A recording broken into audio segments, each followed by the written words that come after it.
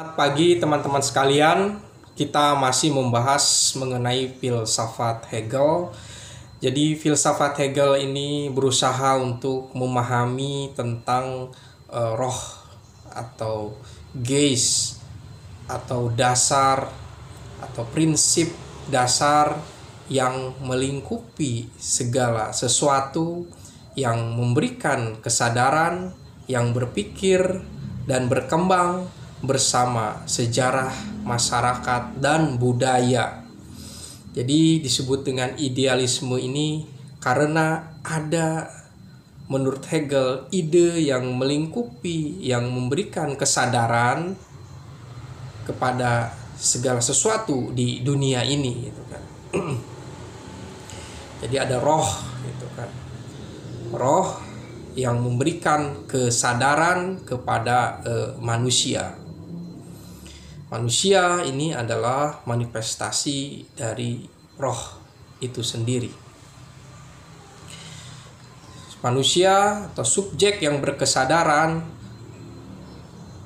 harusnya terkait dengan roh absolut. Nah, ini adalah roh absolut yang sudah memahami dirinya, memahami alam di dalam mencapai suatu kesadaran yang lebih tinggi. Jadi filsafat Hegel adalah filsafat yang berusaha bersama roh memahami dirinya sendiri.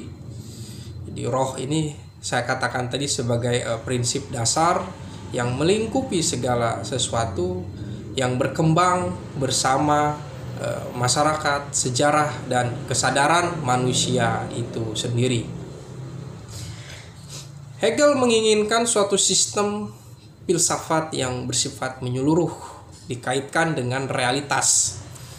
Realitas itu sebagai sesuatu yang menyeluruh akibat dari rasional, pemikiran nalar subjek atau manusia.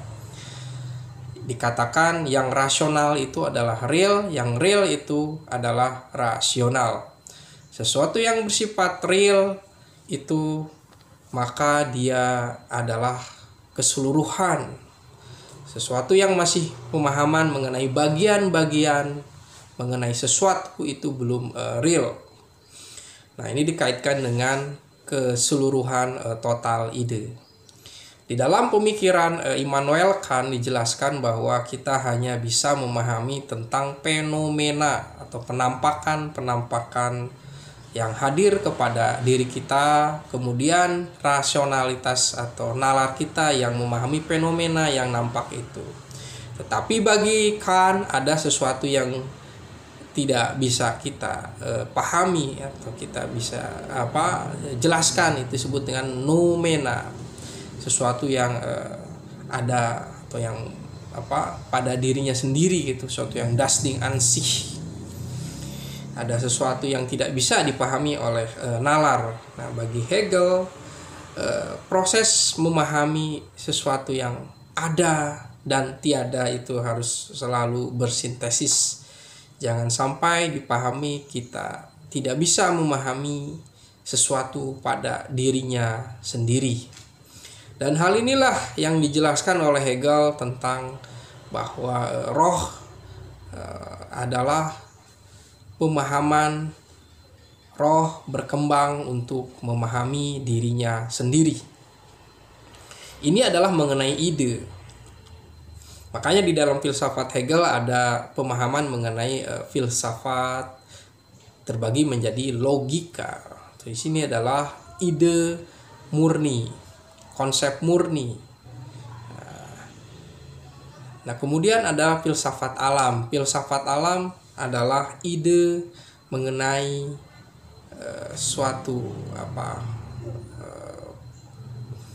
manifestasinya di dalam bentuk yang bersifat material atau fisik, atau filsafat alam. Tetapi berbicara mengenai alam, maka ini belum bisa membahas tentang dirinya sendiri gitu kan, atau alam pada dirinya itu tidak bisa memahami dirinya sendiri gitu kan. Dan ketika manusia memahami ide, itu akan ditemukan suatu kesulitan di dalam menjelaskannya. Ide murni itu seperti apa, atau konsep murni mengenai idea. Kemudian berbicara mengenai alam, manusia membahas sesuatu secara objektif, alam sebagai alam, tidak berbicara mengenai alam sebagai alam dikaitkan dengan realitas kemanusiaan kita. Tapi ketika berbicara mengenai filsafat roh, kesadaran, manusia berbicara tentang konsep murni itu sendiri, kemudian berbicara mengenai realitas alam itu sendiri, alam material yang kita pikirkan.